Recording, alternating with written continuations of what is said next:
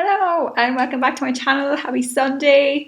Next week we will have a break for Christmas, so this is the last video of the year. So I'm going to have a look at stacks, and if you're unsure about stacks and data structures, please check out the video.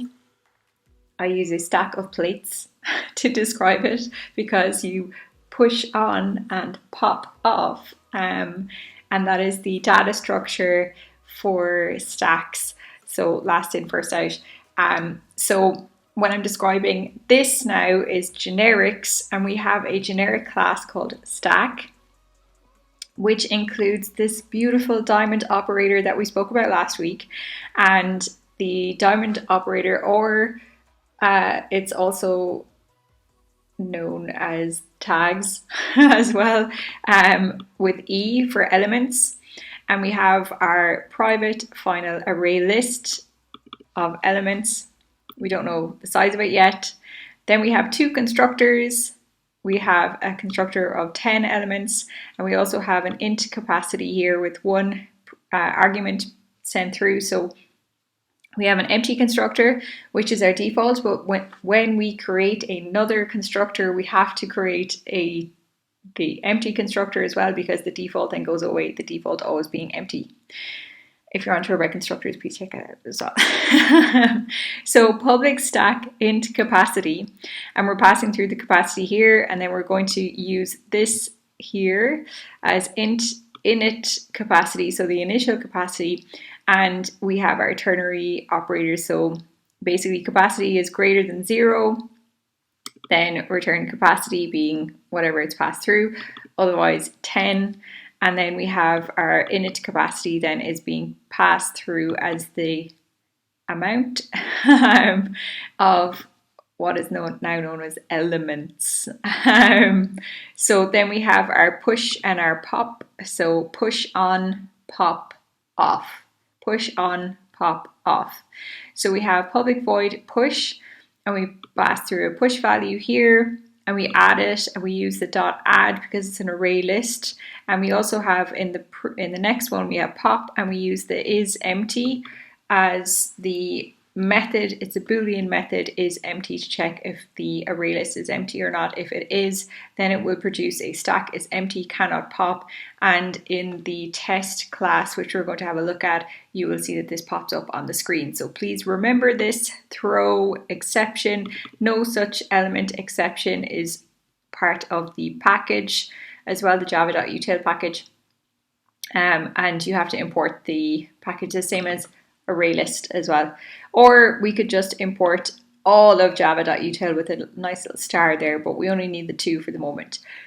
So that returns elements.remove, and obviously the same goes for this elements.size -1, zero-based counting. So now we have our stack test, and at the very beginning we have our two types of arrays. This is an iterator list array, and we know what the elements are straight away. So there's 1, 2, 3, 4, and 5, and the same with the integer elements 1, 2, 3, 4. And we're going to create two new objects of stack double. We're going to pass through, and we're going to pass through integer, double being the size 5, and an empty one for integer stack. So then we have, this is where generic elements, this is where generic elements pop into the frame as well, because we have test push double stack double elements, and we pass through as well double elements here. So this is where we use 2 arguments and then just 1 argument, and the same here, 2 arguments for pushing, and pop we just remove. So 1 is to remove, pop off, so remove, and this is going to be add because we push on.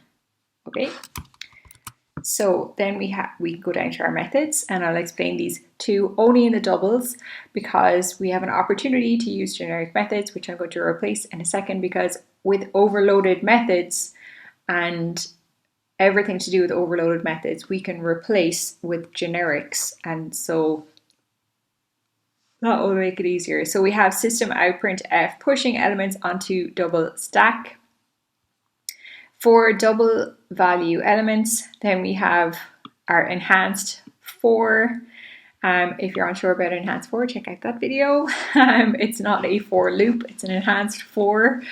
And so we don't have a counter in this, we don't need one. Then we pass through our .1f for our formatted thing. If I was to use the incorrect, that will give me a formatter error, just to be aware of that as well. We pass through the value, we push it on as well. Then we go down to our popping. So we first try to pop it off while it's true. Double stack dot pop. So if I click here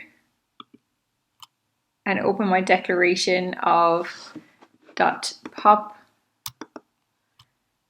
you can see that it brings me back to the dot pop here from our stack.java, and as you can see it's E for element, so we don't have this defined as a double or an integer, we just have it defined as E for a generic element. So we have double stack.pop, and then when I go down here we have no such element exception as well, and we print out an error system.err.println, which we covered as well, and print the stack trace. We did the exact same here with our integer again, so they're pretty much copied and pasted. Now I'm just going to show you what it runs like at the moment, and then we're going to replace all these 4 methods with 2 to make it nice, neat. Now here we have our pushing elements onto double stack, and then we pop off all of them. So then we obviously get a stack is empty, we can't pop anymore. The same with the integer. Oh, I've got some integer better. Even though I'm going to be deleting that soon, it's nice to have it right. Now we have integer stack. So we have our pushing elements 1, 2, 3, 4, and then popping elements from integer stack 4, 3, 2, 1 until it's empty. So this is a fairly straightforward. Now we want to use generics to show how it's done. I'm going to pause here, write it out. I'm going to put these up on GitHub as well straight away so you can see them. So give me 1 second. Hello, back again. So we have here a few things that we've done, because with a stack you need to have not primitive types, which we had previously. So now we have to have a wrapping, so it's auto boxing, and if you recall, we need to auto box our primitive types so that they become a reference type. And how we do that is just by invoking the java.lang.double class and wrapping our double elements into our integer or double or whatever reference type. That's important. That's the first thing that we had to change. So this up here, double integer. Second thing we needed to change was down in the actual methods themselves. So we deleted 2 of the other methods, renamed this as test push instead of test push double, test pop double, test push integer, test pop integer, and have the same code. We're now using generic types, and how we do this is our diamond operator with our E, and it goes between static and void. You can see here. That's number one thing. Now we also need to solve the problem that in each of the methods that we had, we also had our percentage sign .1f for our formatted, for our system.out.printf for our double, and we also had our percentage %d for our integer. How do we do that then with generic types? We need to use the string. So we have our string name here that we're going to pass through. We have our generic type for our stack. So instead of having a double, which was previously written here as double, we now use E. And also with the elements, instead of our integer and our double elements, we just have a generic E as well. And when you hover over it, you can see that it goes E stack test. And here, same as that. So we also had to change our enhanced for to accept our generic element as well. So, and then also when we stack.push, we pass through our element, which we've seen this code a few minutes ago. Same with our pop, we have to have our name and popping on our element. We have just our %s and name is passed through here. Instead of having a double or an integer here, we have E as our pop value.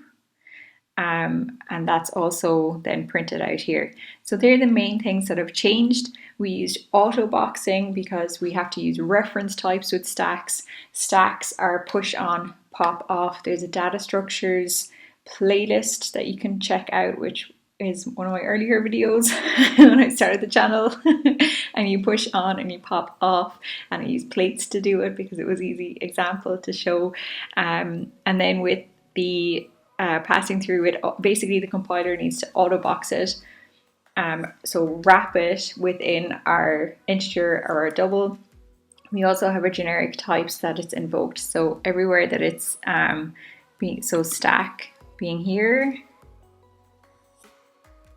and this is our double stack and our integer stack. So with that, we also have just a couple of things that we've changed. So we've only changed a few of these things. So then when we go up here to test push and test pop, we've passed through our double to the same methods. So there's 1, 2, and it's the same method. Same with test pop, 1 for double, for integer, and it's down here as that. That is the benefit of generics. So with generics, our main purpose, our main goal in a lot of software is to reduce the lines of code, make it more efficient, obviously better on the compiler and everything, but also performance-wise, we want to be able to use all of these new features and tools in different parts of Java and the language where it gets better and we can read more, and instead of writing like 5 different overloaded methods for different types that are being passed through, we only need to create a few, or instead of 7 or 8 or whatever, depending on how many types that you have, you can just have the generics that are used here. And then you can see here that because it's already set to E for generic, you can see that we use pop already. So stack.pop, which is being called here, stack.push and stack.pop. So when I look at my declaration, it goes to here, and my declaration for the other stack, which you can do easily by pressing the command button, or if you're using a Mac, or if you're using Windows or another machine, you can hold down the control usually to get it up, or right click, and it will show you if you hover over. When I go back to push, then it will show you open declaration, open implementation. Okay, thank you for watching, and happy Christmas! May everyone stay happy, healthy, and wise. Nolig Hunna, as we'd like to say in Irish. Banachtina Nullag. And so, good Irish Borliv. So, happy Christmas. Thanks for watching.